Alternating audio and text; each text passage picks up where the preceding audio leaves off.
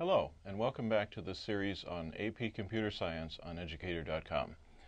Today's topic is program design and development. These are some topics that are important considerations when you're designing and developing software.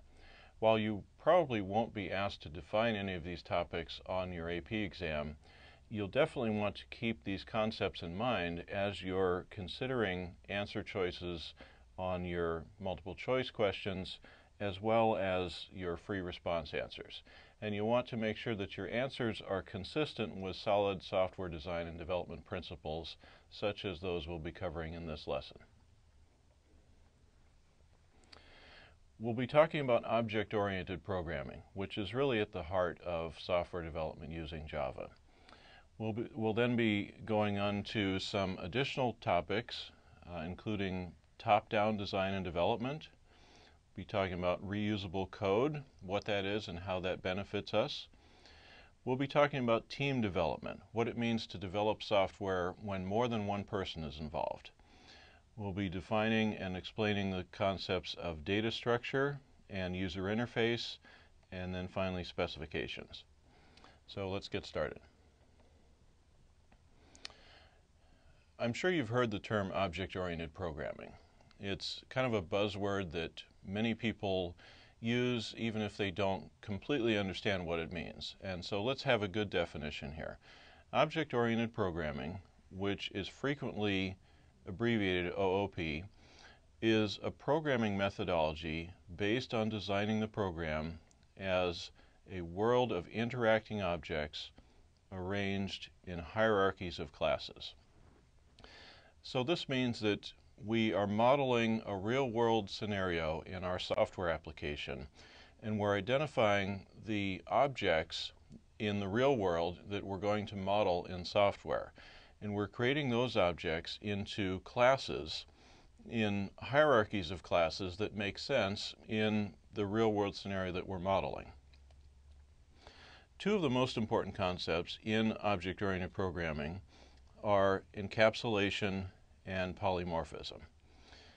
Encapsulation is the practice of making all instance variables private. And in a previous lesson I mentioned that on your AP free response questions, it is expected that you will make all instance variables private, and you will lose points if you make instance variables public. We also want to make all helper methods that are used only within the class private.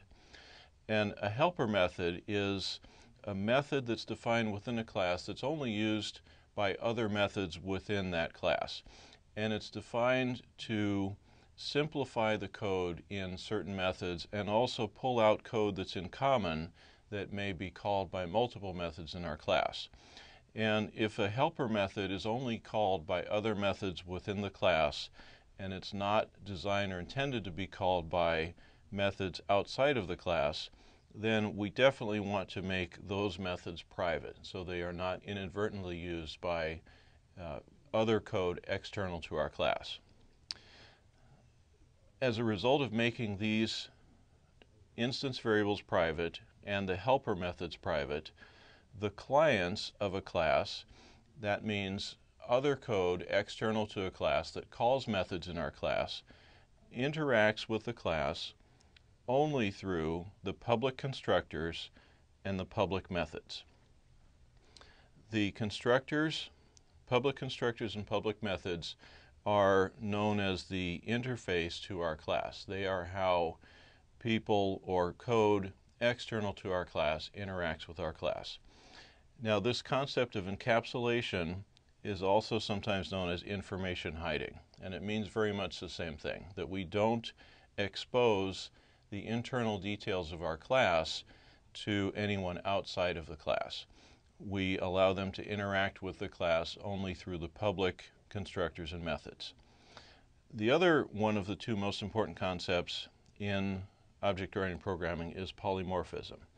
We talked about this in a previous lesson, and polymorphism is the mechanism that ensures that the correct method is called for an object that is disguised as a more generic type.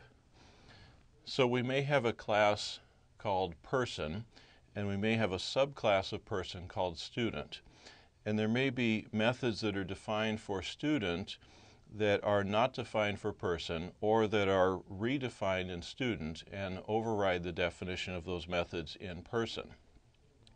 So even if we have a collection of person objects, such as a list or an array of person objects, if the person object really is a subclass, if it really is a student, we can call methods of the person object, and polymorphism is what makes sure that the definition of those methods in the student object, which is the more specific type, is called, even though the collection is a collection disguised as a more generic type, person.